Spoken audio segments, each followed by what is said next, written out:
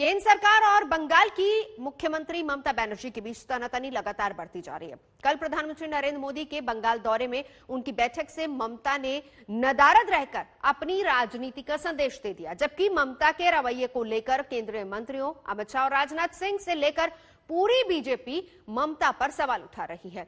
इस बीच बंगाल के chief secretary Alapan Bandyopadhyay को वापस दिल्ली बुलाने पर भी अब एक नई लड़ाई छिड़ सकती है।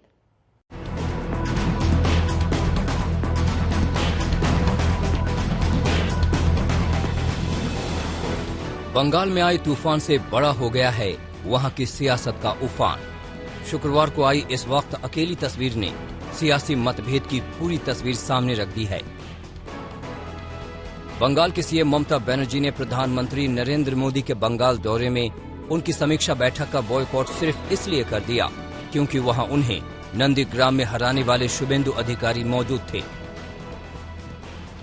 शुभेंदु अधिकारी को बंगाल विधानसभा में नेता प्रतिपक्ष होने के नाते प्रधानमंत्री की समीक्षा बैठक में आने का न्योता मिला था। बाद में ममता पीएम के बंगाल दौरे में उनसे मिली भी तो आधे घंटे का इंतजार कराने के बाद ममता के इस रवैये को लेकर केंद्रीय मंत्रियों और बीजेपी नेताओं की ओर से ममता को संवैधानिक मर्यादा का पाठ पढ़ाया गया है। केंद्रीय गृह मंत्री अमित शाह ने ट्वीट किया कि ममता दीदी का आचरण दुर्भाग्यपूर्ण क्षुद्रता है।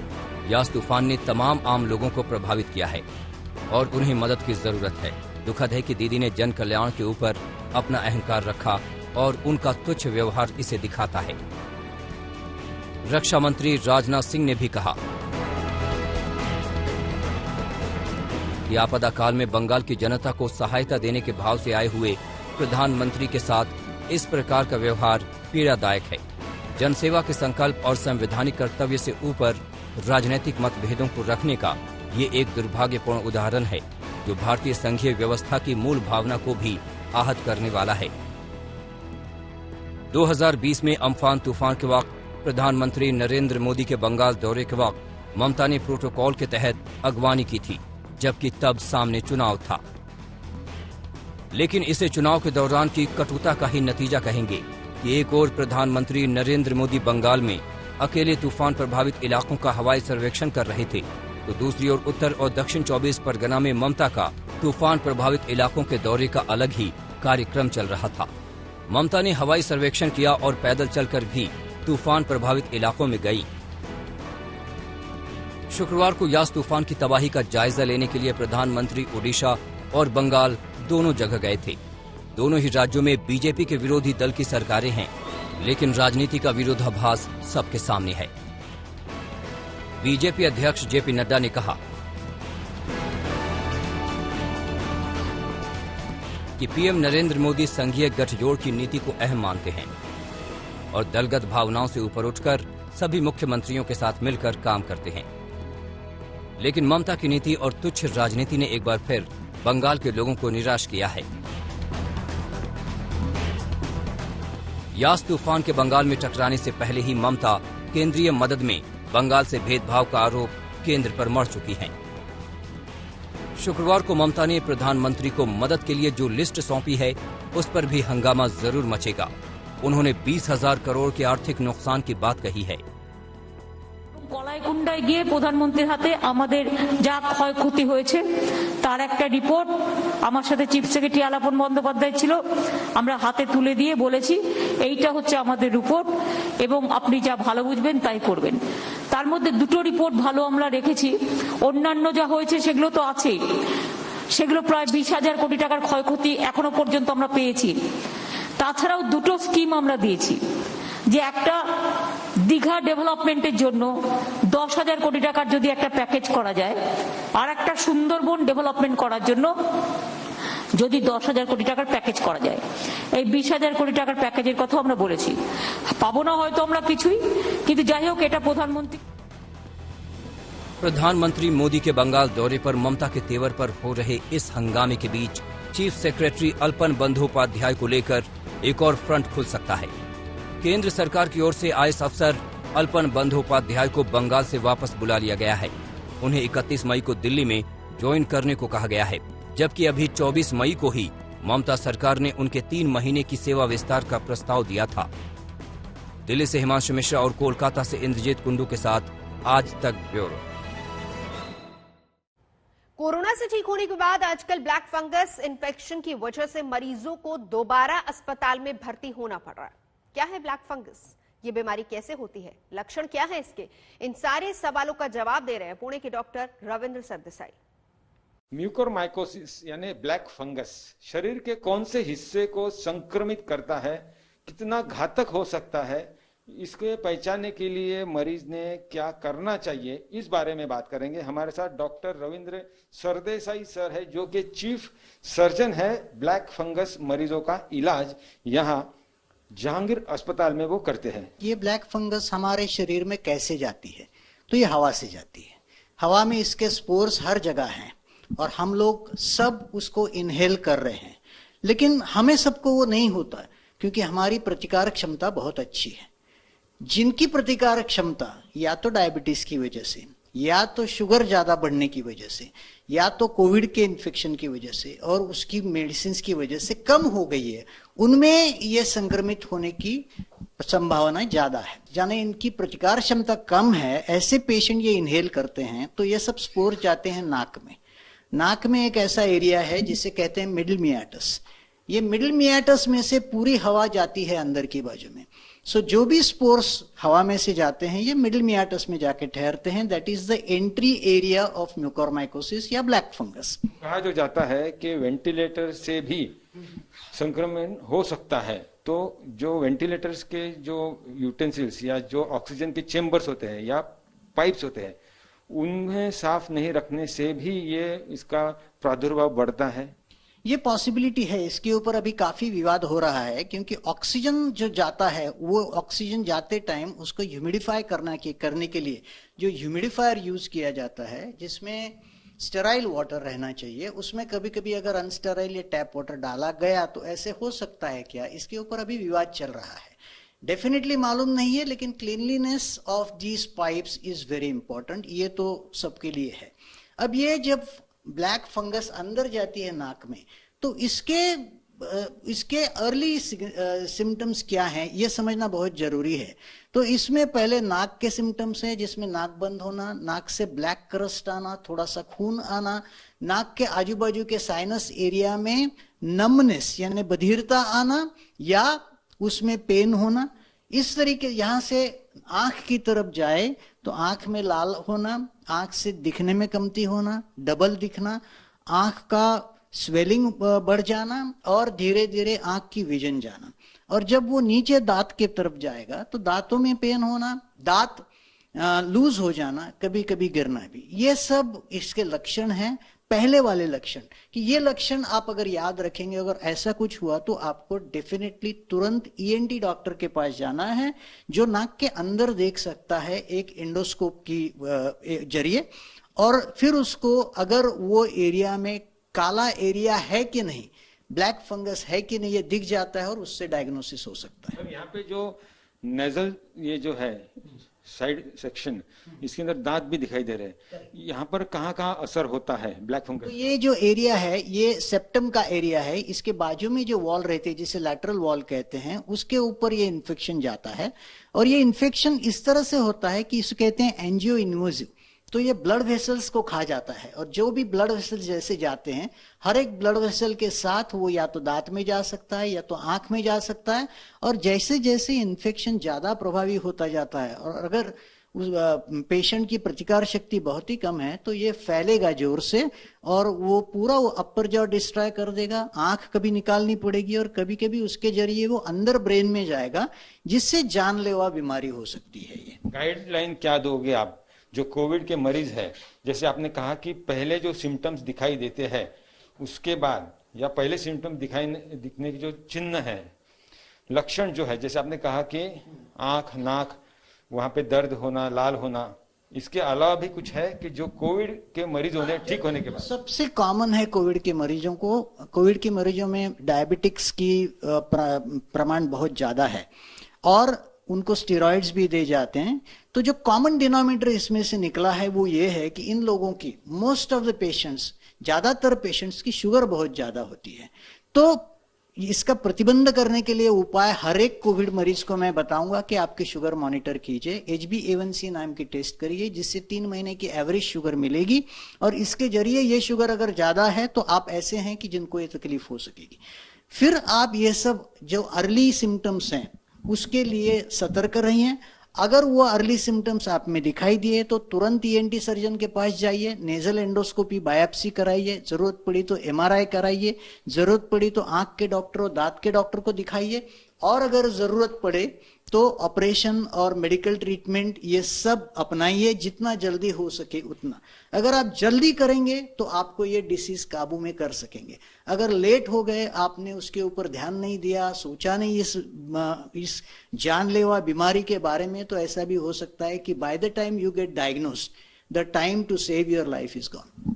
यहाँ पर आपने सुना कि कोविड के मरीजों को ब्लैक फंगस इस बीमारी का संक्रमण हो रहा है। इसकी एक वजह जो बताई जा रही है कि स्टेरॉइड्स का बहुत ज्यादा इस्तेमाल। लेकिन सबसे बड़ी बात है कि अगर हम इस कोरोना महामारी के दौर में खुद को सही रखे, मास्क लगातार पहने रहे, सोशल डिस्टेंसिंग फॉलो करे, हाथ लगातार साबुन से धोते रहे, तो पहले ही हमें कोविड नहीं होगा। अगर कोरोना नहीं हुआ तो फिर ब्लैक फंगस होने का जो चांस है वो भी कम हो जाता है। कैमरामैन गोपाल हरने के साथ पंकज खेलकर, पुणे, आज तक। देश में कोरोना की दूसरी लहर धीरे धीरे सुस्त पड़ती जा रही है। 24 घंटे की बात करें तो ज्यादातर राज्यों में नए मामलों में कमी देखी गई है। हम आपको दिखाते हैं देश भर में कोरोना की ऑल इंडिया रिपोर्ट क्या है। आखिर किस राज्य में लॉकडाउन से लोगों को राहत मिलने वाली है, किस राज्य में कोरोना का ग्राफ फ्लैट हो गया है, और किस राज्य में अभी फिलहाल अलर्ट रहने की जरूरत है।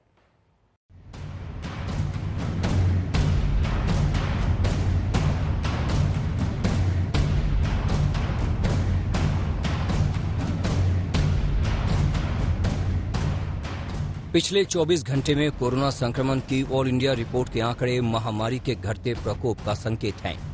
जिन राज्यों में कोरोना की दूसरी लहर के दौरान संक्रमण की सुनामी आई, अब उन राज्यों में राहत की खबर आई है। हम आपको देश के अलग अलग राज्यों का कोरोना ग्राफ दिखाते हैं, यानी पिछले 24 घंटे में कितने मामले सामने आए। सबसे पहले महाराष्ट्र की बात करते हैं। महाराष्ट्र में पिछले 24 घंटे में 20,740 नए मामले सामने आए, 424 मरीजों की मृत्यु हुई, 31,671 ठीक हुए। दूसरी लहर में पहली बार मुंबई में 1,000 से कम नए केस सामने आए। मुंबई में 929 नए केस और 30 की मृत्यु हुई। महाराष्ट्र में कोरोना आउट ऑफ कंट्रोल था, लेकिन अब धीरे धीरे महामारी की मार कम हुई है। ठीक ऐसे ही दिल्ली वालों के लिए अच्छी खबर है। शुक्रवार को दिल्ली में पिछले 24 घंटे में 1,141 नए मामले सामने आए, 139 मरीजों की मृत्यु हुई, 2,799 मरीज ठीक हुए। दिल्ली में अनलॉक की प्रक्रिया बहुत जल्द शुरू होने वाली है। वहीं उत्तर प्रदेश में कोरोना की दूसरी लहर थमती हुई नजर आ रही है। पिछले 24 घंटे में उत्तर प्रदेश में 2,402 नए मामले सामने आए, 159 मरीजों की मृत्यु हुई, 3,58,407 कोविड टेस्ट हुए। राजस्थान से भी राहत की खबर आई है। लगातार कोरोना के मामलों में कमी आ रही है। पिछले 24 घंटों में राजस्थान में 2,648 मामले सामने आए हैं, 78 मरीजों की मौत हुई है। दक्षिण भारत में भी कोरोना का ग्राफ नीचे जा रहा है। पिछले 24 घंटों में कई राज्यों में मामले तेजी से कम हो रहे हैं। आंध्र प्रदेश में 14,429 नए केस सामने आए, 103 मरीजों की मृत्यु हुई। वहीं केरल में भी कोरोना के नए केसेस में धीरे धीरे कमी आ रही है। पिछले 24 घंटे में 22,318 नए केस सामने आए, 194 मरीजों की मृत्यु हुई, जबकि 26,270 ठीक हुए। अब तक महामारी के डराने वाले आंकड़े देश के सामने आ रहे थे, लेकिन अब इन आंकड़ों को देखकर ये कहा जा सकता है कि दूसरी लहर का प्रकोप कमजोर पड़ रहा है। लेकिन अभी भी हमें सावधान रहने की जरूरत है, क्योंकि जरा सी लापरवाही एक बार फिर कोरोना के वायरस को वॉर करने का मौका दे सकता है। ब्यूरो रिपोर्ट, आज तक। और अब आपको उस टीम के बारे में भी बताते हैं जो महामारी के बीच टूटती हुई सांसों की डोर को जोड़ने की कोशिश कर रही है। वायुसेना ने अपने C-17 ग्लोबमास्टर विमानों को महत्वपूर्ण ड्यूटी पर लगा दिया है और भारत के वायु वीरों के भरोसे देश में ऑक्सीजन की आशा जगी है। आज तक की टीम ने इस मिशन को कैमरे में रिकॉर्ड किया। अभी देखिए रिपोर्ट।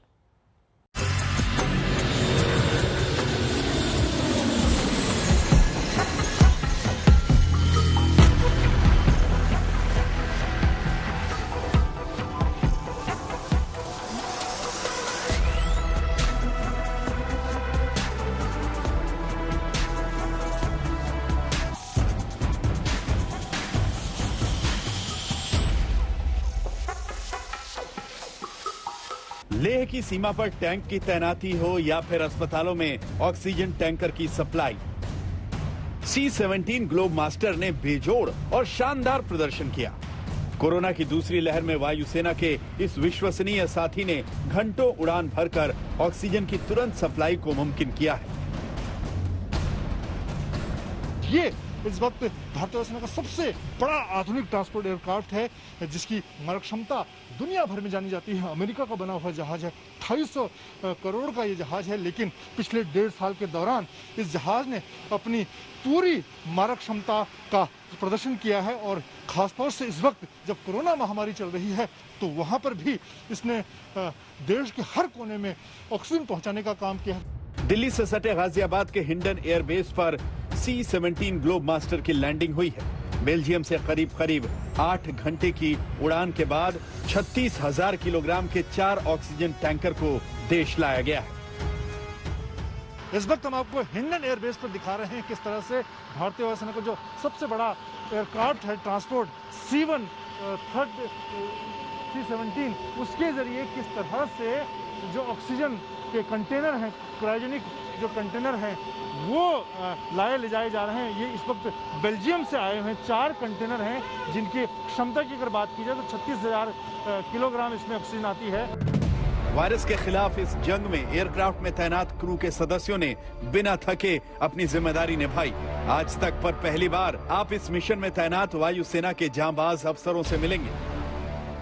पिछले ऑलमोस्ट 1 महीने, इनफैक्ट 40 दिन से हम एयरफोर्स लगातार 24/7 यूरोप की, अब बेल्जियम, लंदन, जर्मनी हो या साउथ ईस्ट एशिया में सिंगापुर हो, बैंकॉक से हमने नॉट ओनली कंटेनर्स या liquid medical oxygen containers, but और भी बहुत तरह की इक्विपमेंट जो हमारे देश को अभी रिक्वायर्ड है, जैसे oxygen ventilators, oxygen generating plants, oxygen concentrators, empty cylinders और सपोर्ट के लिए जो इक्विपमेंट चाहिए यहाँ पे कोविड केयर हॉस्पिटल को सेटअप करने के चाहिए।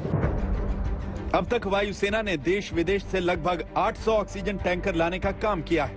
पिछले 40 दिनों में वायुसेना के C-17 और IL-76 विमानों ने लगभग 3000 घंटे की उड़ान भरी। एयरक्राफ्ट के जरिए 650 टैंकर्स को भारत के अलग अलग हिस्सों तक पहुंचाया गया है। 120 ऑक्सीजन टैंकर विदेश से लाए गए हैं। पिछले 40 दिनों में हमने ऑलमोस्ट 1600 सॉर्टीज, तकरीबन 3200 घंटे, जिसमें C-17, C-130, AN-32 जैसे विमान यूज किए गए और IL-76, हमने ऑलमोस्ट 14,000 टन लोड उठाया है। हमारी देश की जो डेली की रिक्वायरमेंट है आज की डेट में तकरीबन 7,000 टन पर डे, हमने ऑलमोस्ट उसकी ट्वाइस दी एफर्ट उठाई है जस्ट बाय एयरलिफ्टिंग। विशाल, मजबूत और लंबी दूरी तक सामान ढोने वाला ये विमान किसी भी मौसम में लंबी दूरी तक बड़े लड़ाकू उपकरणों, सैनिकों और मानवीय सहायता के लिए सक्षम है। कोरोना की दूसरी लहर में इसके अधिकतम क्षमता के साथ इस्तेमाल से बड़ा अंतर आया है। क्रू ने समझाया कि आखिर कैसे इस उड़ान ने लोगों की जिंदगियां बचाई हैं। आप लोगों ने कहां और किस तरह से ऐसे बड़े टैंकर पहुंचाने का काम किया? देखिए, हमने ये टैंकर जो है ये हम सारे विदेश से लेके आए हैं और हिंदुस्तान के अंदर हम लोग खाली जो ट्रक्स होते हैं जिसमें लिक्विड ऑक्सीजन भरी जाती है, उनको जहाँ पे वो हॉस्पिटल में आके अपना ऑक्सीजन देते हैं, वहाँ से वो ट्रक हमारे पास आता है नियरेस्ट एयरपोर्ट पे जहाँ पे हम लैंड कर सकते हैं, और वहाँ से हम उसको उस जगह पे लेके जाते हैं जहाँ पे कि उसमें फिर से ऑक्सीजन भरी जाएगी, जिससे कि एटलीस्ट एक तरफ का रास्ता जो वो 2 या 3 दिन में कवर करते, वो 1 या 2 घंटे में कवर कर देते हैं। हिंडन और आगरा वायुसेना स्टेशन पर टैंकरों से ऑक्सीजन की आपूर्ति के लिए मालवाहक विमान C-17 का इस्तेमाल किया गया है। एयरक्राफ्ट क्रू लगातार उड़ान भरता है, खासकर विदेश से मेडिकल उपकरण लाने के दौरान बिना रुके पहुंचना और फिर 2 से 3 घंटे में वापसी की उड़ान, ये चुनौती बहुत बड़ी होती है। बहुत ही स्ट्रिक्ट रेस्ट पीरियड्स और ड्यूटी पीरियड्स का होते हैं, जो कानून होता है उनका, तो हम वो फॉलो करते हैं, जिससे कि ऐसा कभी भी ऐसा ना हो कि एयरक्राफ्ट ऑन ग्राउंड रह रहा है या फिर कोई इंसिडेंट हो। इसलिए हमेशा हम क्रू को मॉनिटर करते हैं, उनको फटीग ना हो। यहाँ पर इस वक्त हम जब C-17 ट्रांसपोर्ट एयरक्राफ्ट के अंदर मौजूद हैं और यहाँ पर जो क्रू, जो एयर वॉरियर हैं, उनसे जब बात की तो एक बात साफ है कि इस बार का जो दुश्मन है वो दिखाई नहीं देता है, लेकिन भारतीय वायुसेना ने उसके खिलाफ भी हर मोर्चे पर, हर स्तर पर पूरी तैयारी की है और उसका मुकाबला किया है। 2013 में स्काई लॉर्ड स्क्वाड्रन में शामिल होने के बाद से भारतीय वायुसेना के C-17 बेड़े ने सैन्य अभियानों के तहत कई तरह के ऑपरेशंस पूरे किए हैं। चीन के साथ तनाव के दौरान दुर्गम स्थानों पर रसद और सैन्य साजो सामान पहुंचाकर इस विमान ने अपनी क्षमता का भरपूर प्रदर्शन किया है। महामारी के कहर के बीच ये परिश्रम, जीवन रक्षा में ये योगदान अनमोल है। मनजीत नेगी, दिल्ली, आज तक।